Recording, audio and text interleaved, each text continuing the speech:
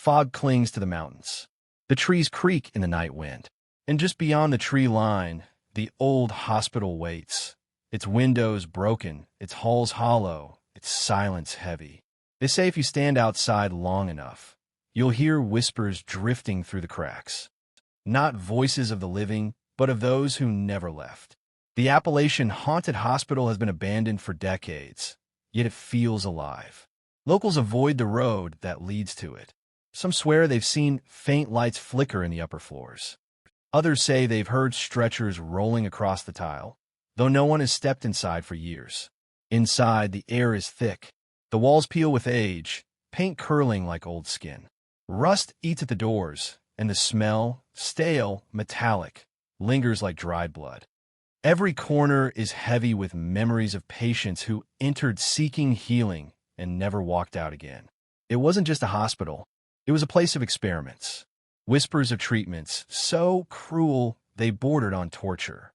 Shock therapy, ice baths, strange injections that promised miracles but delivered only suffering. And when the patient screamed, no one outside ever heard. As you step into the main corridor, the floor groans beneath your weight. A broken wheelchair rests against the wall. One will slowly turning, though the air is still. Somewhere deeper in the hospital, a soft tapping echoes, like metal against tile. You stop. Listen. The sound comes again. Not random. Not accidental. A steady rhythm, as if someone is knocking from inside one of the rooms. The hallway grows colder. Your breath clouds in the air, even though the night outside was warm. The light from your flashlight quivers, dimming for a moment before flickering back to life. The tapping stops, replaced by something else. A whisper, low, drawn out, impossible to understand, but definitely a voice. It seems to float through the corridor, bouncing from wall to wall, never staying in one place long enough to follow. You take a step back, heart racing, when suddenly, a door at the far end of the hallway slams shut on its own. And the whispering stops. The silence after the door slams is suffocating. The echo lingers down the corridor like a warning. You force yourself forward, past rooms with rusted bed frames and shattered glass, until you reach the door. Its paint is bubbled and blackened, as if scorched long ago. This was once the treatment wing. At least, that's what the faded sign above the archway says. But the locals call it something else, the Hall of Lost Cures, because no one ever got better here.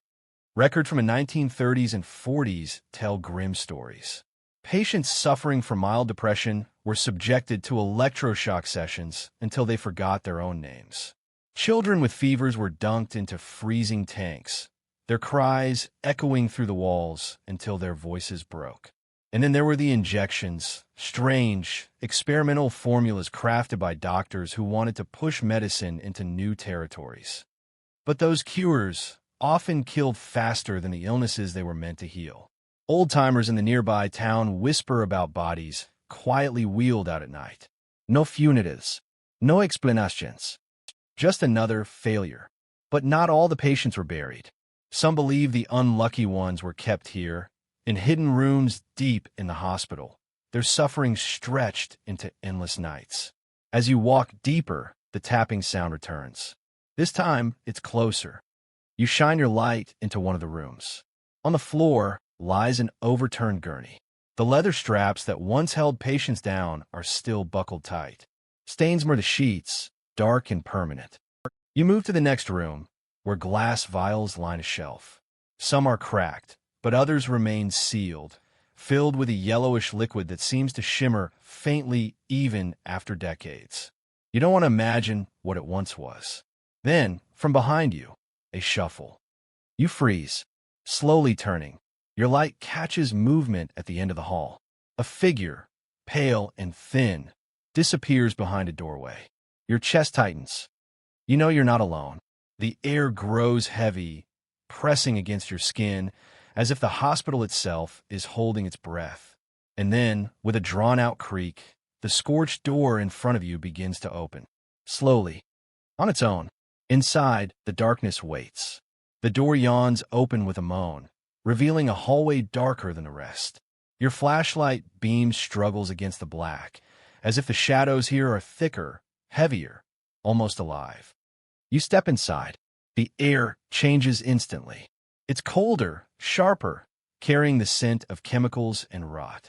On the wall, faded posters still hang, cheerful medical diagrams promising new methods of care. Their edges curl, their smiles warped. Deeper in the wing, you find a record room. Drawers hang open, papers spilling onto the floor like forgotten confessions. You kneel, brushing dust off a patient file. The words stop your breath. Treatment discontinued. Subject unresponsive. Body retained for further observation. The date is blurred, but the implication is clear. They didn't let their patients go, even in death. Suddenly, footsteps. They echo from the hall behind you.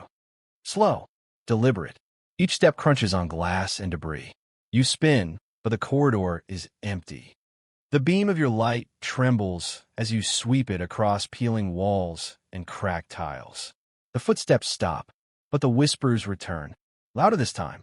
They overlap, multiple voices speaking at once, urgent, restless, like a crowd trying to warn you. You can't make out the words, but the desperation in their tones chills your spine. Something brushes against your arm. Cold. Damp. You jerk back, nearly dropping the flashlight. Nothing's there. Just empty space. You stumble into another room. This one is worse. Metal tables line the center, restraints still bolted down. Rusted surgical tools lie scattered across trays. Scalpels, clamps, needles as long as your hand. Dark stains pool beneath them. Then you see it. A chair in the corner, leather cracked, restraints intact. And on the seat, an impression. As if someone invisible is still sitting there, waiting. The light flickers. And in that flicker, for the briefest second, you're not alone. Pale faces fill the room. Sunken eyes, mouths stretched open in silent screams. They vanish as quickly as they appeared. The whispers swell, filling your ears, choking your thoughts. They build to a wail, and just as you cover your ears, something moves right past you. Fast. Too close. You feel its breath on your neck. Then silence, and the sound of a door slamming shut behind you. The slam shakes the room, dust raining from the ceiling. You whirl around, but the only door is sealed tight. The whispers die suddenly, replaced by a new sound, a low hum, mechanical, coming from deeper inside the wing. Your heart pounds as you follow it. The corridor narrows, walls pressing in, leading you toward a pair of double doors marked operating theater. One door hangs crooked on its hinge. You push it open, and the smell hits you, sterile chemicals mixed with rot, like something preserved far too long. The operating room is frozen in time. Overhead lights dangle, their glass cracked. Rusted tables sit in the center, restraints still fastened. A tray of tools lies waiting, as if a procedure had been interrupted and never finished. And then movement. From a far side of the room, a figure steps into the light. At first you think it's a doctor. White coat, mask, gloves. But as it draws closer, you see the coat is stained, yellowed, and the mask is fused to its face, skin grown into the fabric. Its eyes are empty sockets, yet you feel its gaze pierce straight through you. In its hand, it holds a scalpel. Rusted, dripping something black. You stumble back, your flashlight beam shaking, but the figure doesn't rush. It moves slow, controlled, like it's done this before, like it knows you're not leaving. The whispers surge again, this time clear, voices crying, pleading, don't let him touch you. Don't take the cure. The doctor thing raises its hand, and suddenly the overhead lights flicker to life, blinding white. Shadows leap across the walls. You see them now, dozens of figures crowding the edges of the room. Patients, their gowns tattered, their faces hollow. They surround you, silent, their eyes filled with despair. The doctor steps closer. The scalpel gleams. You back against the wall, nowhere to go. The whispers grow into a scream. The room vibrates. And just as the figure reaches for you, its hand inches from your skin, everything goes black. Silence. When your vision clears, you're outside. Standing in front of the hospital. The forest is quiet. The night air is warm again.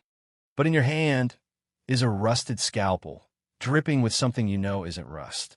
And from the broken windows above, a voice whispers, soft, patient, waiting, your treatment has only just begun. The hospital stands behind you, silent, its windows glowing faintly in the moonlight. You grip the scalpel tighter, but no matter how hard you try to drop it, your hand won't let go. The whispers follow, faint but constant, threading through the trees, curling around your ears. They say the Appalachian Haunted Hospital never healed anyone. It only claimed them. Some became patients forever, trapped in endless treatments. Others carried pieces of it back into the world, spreading the cure that kills. And maybe, just maybe, the moment you stepped inside, you became one of them. The next time you hear a whisper in the dark or see a light flicker in an abandoned building, ask yourself, are you truly alone? Or has the hospital already begun its work on you? Because cures don't always heal. Sometimes they finish what they started. If you want to hear more stories that should never be told, don't forget to like this video, subscribe, and step into the next tale waiting for you in the shadows. But be careful. Some doors, once opened, never close again.